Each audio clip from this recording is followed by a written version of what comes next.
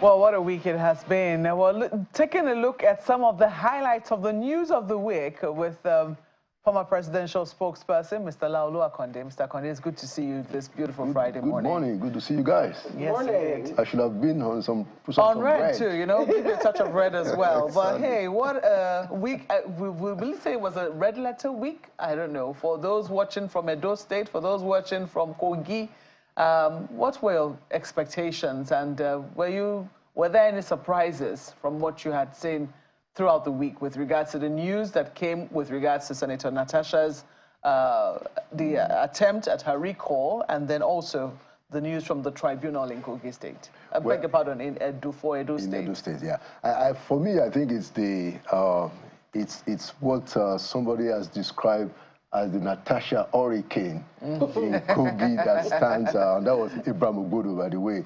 In his article this morning, he said that it's the Natasha hurricane. I'm just impressed, you know, by the boldness of this lady. Her refusal to be intimidated, the courage that she has demonstrated, and the fact that she has set an example for the comatose Nigerian opposition. To say that, look, if you really want to resist, if you really want to make your voice heard, there's a very decent, proper, you know, even innovative way to fight. And she's inspiring a lot of people by her resilience. And that, for me, is the biggest story of the week. Indeed. I mean, because when you look at her dramatic visit to her hometown in Kogi State, I mean, this was before we even... And it came on the heels of this recall process that, you know, some people had tried to ignite, but looks like it has now been put page 2 by INEC. We can see the visuals now, that visit by helicopter in the wake of the Kogi State government, you know, saying they had put a ban on rallies, they had put no movement, no go zone, no convoys, no this, no that, but they did not put restriction on movement by air. Exactly. And lo and behold, you know, she arrived in a helicopter. I had to sing on the program. They never saw her coming. Exactly. Absolutely. Absolutely. The woman is just continuing to show you know, I want us to say this with a lot of responsibility, the very lowliness of the Nigerian political elite, especially a lot of all these men. And it's just a shame, you know, that they don't know how to manage things properly, prudently. You know, people who get up to the level of leadership at the level where they are, they ought to know how to do things properly. But because of the level of impunity, the disregard for the feelings of the people, and the fact that a lot of them aspire and get to political position of authority without commensurate following, without real legitimacy.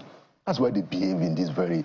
Did you hear the response of the Kogi State government to it? They were on a sister program, and I think they were talking about, it was Politics Today, they were talking about how what did they say now? That she still broke the law. They had put a ban on rallies, and they tried to remain defiant, you know? They should be ashamed of themselves, you know. First of all, to have to make a regulation just against one woman. You know, I really don't know where these people came from. They said it wasn't about her. Oh, they continue to claim that. And that's they said something happened in Kogi West.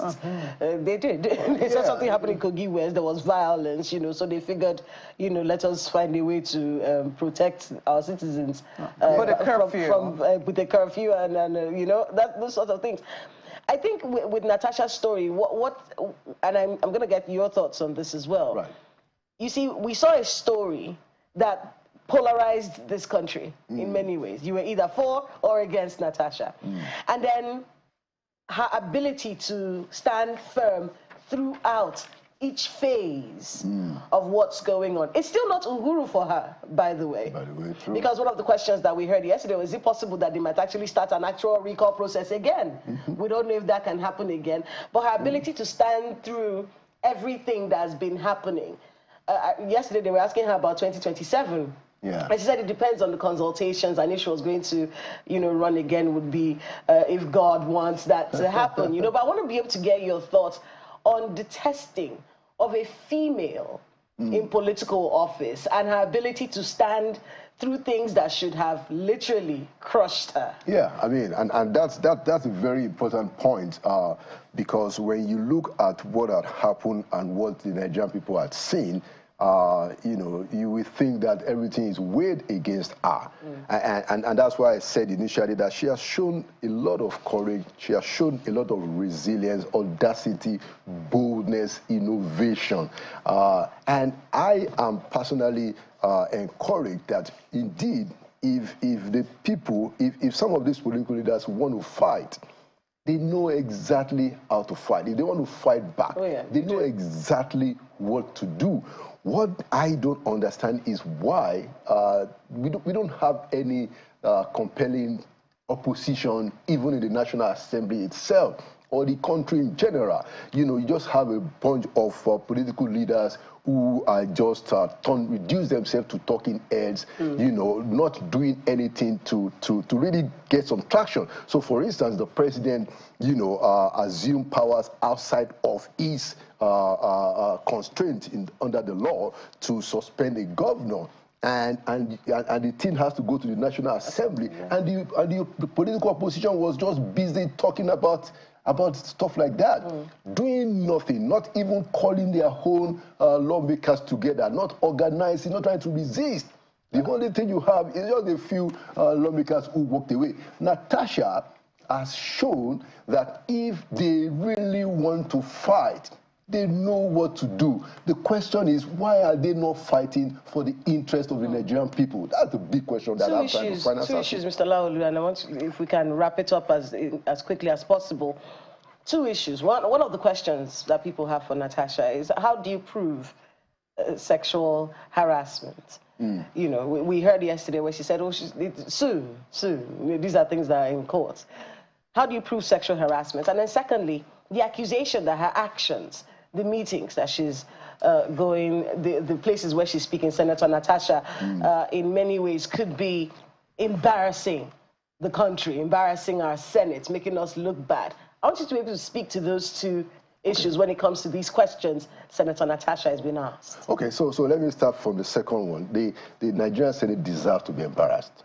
You know, they deserve to be embarrassed because they don't know, you know, they don't. I think it was Senator Fadausi who tried to speak a little bit of sense in the video that went viral when he was saying that, you know, we need to understand where we are. You know, this is not a place for joking. So they deserve to be embarrassed, you know. So that's the question to that. On the question of whether or not she could prove the allegation of sexual harassment, she gave a very, you know, very correct and apt answer to say that when we get to that bridge, she will show it. And we shouldn't bother ourselves so much about the proof, because indeed there ought to be a panel or a court. The Senate had a committee on ethics, you know, where they should have, you know, taken her to and asked her in that place to prove the point. She doesn't have I mean, she's not compelled to give the evidence if she has it in the public court. No. All she needed to do in the public court is to cry out like she has done that, hey, I am a subject of sexual harassment. It is the panel that should have said, all right, you know, bring your evidence or in court. So even asking her really, you know, whether she has evidence at this point is not necessary. The point is that she has made an allegation. Let us give her, they ought to have given her an opportunity to prove it or for them to disprove what she has said. Instead of that, what we see is a bunch of men ganging up together against one lady. It does paint a bad picture of the Senate, doesn't it? Totally, completely. And the National Assembly in general. And you said something right now. You said they deserved to be embarrassed. Yeah, the Senate deserves to be embarrassed. Some people may not agree with that, but however, is there a way this Senate can come out of this situation looking good? Is there some sort of rebranding mindset they should have? Is there some kind of plan they should have in place to remove this image that they are not women-friendly? Because this has been something going on. It's not just about Senator Natasha. The women bills, the protests, and we've seen all of these things going on. Is there some way that this Senate can restore the faith that the Nigerian women, it's not about the women that are going to visit you in your office and give you, tell you that they like you. the Nigerian women, is there a way to get them to gain our trust again? Well, it's to retrace their steps, and that is still very possible. You know, if cooler heads were to prevail, some of us try to call their attention at the very beginning of this talk to say that, look, don't manage this thing this way. This is what you ought to do. So yes, they can regain the situation. They can get a good handle on it by retracing their steps. If the woman has alleged sexual harassment, don't make an issue of the fact that she moved from one seat to the other and then don't go and suspend her outside of your own rules. While it is even illegal to suspend a senator, courts have proved, your own rule says the maximum is 14 days. Guess what you did? 6 months. Who are these people? Well, I think that particular issue, you know, that came up, we still need to ask the Senate about it, but we do know that, you know, just before Senator Natasha was suspended, Senator Abdul Ningi was also suspended for 3 months. And, you know, we understand he was recalled just before the 3 months was about to be up. Was when he was recalled. So we called back to the Senate. It's not, how will I put it now? It does appear that everybody who has, you know, enjoyed that 14 days maximum suspension has had to challenge the Senate in the court. So perhaps we also need to hear very clearly from them, you know, why it is that they keep going outside of the 14 days and, you know, their own rules. Well, exactly, their own rules, and even what the law, from what we understand, the law permits. But let me take you up, because this issue of the recall, the visit to Kogi was happening within the context also of the recall. Do you think that is what has influenced INEC's decision, or do you think INEC would have arrived here anyway? Because there'll be questions as to the people who wanted to recall her, or they're the same people who went to joyously welcome her, you know? So there are big questions around that area, but we now saw that INEC did a rather very thorough, painstaking work to say, well, we've counted all the signatures you have here. It doesn't meet the threshold. You need 50% plus one to be able to recall a senator. What you have here is about 43% or so. It's not meeting the threshold. So do you think that that visit to Kogi forced INEC's hands to reach the decision that they did? Well, you know, I think in this particular instance, INEC did the right thing, and they did it, you know, quite elegantly, to say that, look, the first thing that we're supposed to do is to even look at the numbers, you know, in line with our regulations and the law, you know. So I don't think it was so much because of the fact that she then showed her strength, you know, and popularity. I think we should give INEC the credit that it came out, and you know, they explained, you know, I think Mr. Lumeku and of course Rotimi Uyekomi explained clearly that, look, we just followed, you know, what was presented, and we made a determination. I'm not sure that we could say that it was because of the visit, but hey, in terms of the image, you know, the woman managed to show clearly that she had what we can call the organic support of our people. And when they were doing the so-called recall process, we saw that some of the people that were supposed to be recalling her didn't even know why they were called them, and they were getting paid for stuff that they thought was empowerment or some palliatives. So you know, we know that this recall thing was basically procured, you know, organized by two gentlemen who are supposed to know better. But put pay down to this particular process, we should hear nothing more of this, should we? Well, you know, I read sometimes after Natasha's interview yesterday with Shehu that, you know, some people are going to try and do it again, that they're not going to give up. It's just all procured. I don't expect that it will, it shouldn't, you know, I mean, people of goodwill should come out and support Natasha, because Natasha has become, at least for now, the face of the Nigerian opposition. You know, any kind of, she has shown how to stand up and stand up and resist, you know, and I'm really impressed. I'm really impressed by what she has done. I saw an article yesterday, Mark, where they said there's nothing more dangerous than an organic politician. Yeah. Ibrahim Bodo called it Natasha hurricane, and I think it is indeed an hurricane. Well, I think even the best pundits will never have seen the transformation of this particular case, of this matter. What started as a matter of defiance in the Senate, moving over to sexual harassment, and then, now moving over to resistance and, maintaining her position. I don't think anyone would have seen that. But quickly, I want you to talk about Edo. Right. And the politics, the tribunal.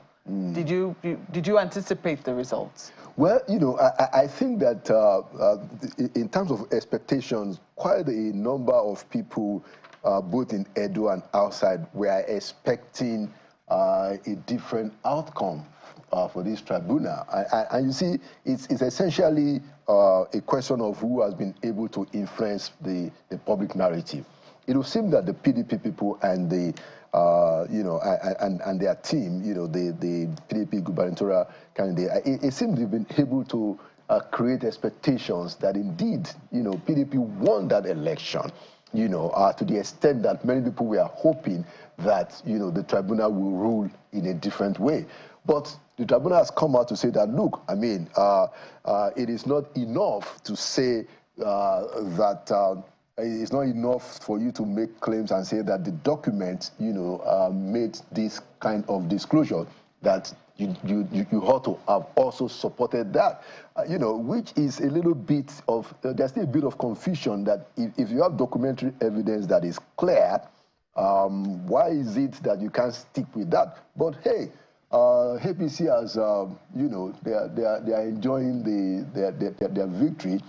I really don't know what is happening so much in Edo State, because I've not paid so much attention to it. But I think that at least the petitioners, the PDP, they still have one or two more other hurdles. And we've heard from Mr. Aswe Godalo that he's certainly going to pursue it at the Court of Appeal. Yeah. But we're just hearing now the breaking news coming in now that the Supreme Court has set aside a judgment recognizing Mr. Julius Abure as the Labour Party's national chairman. This is some news coming in now, breaking news coming in. The Supreme Court setting aside the judgment recognizing Mr. Julius Abure as the Labour Party's national chairman.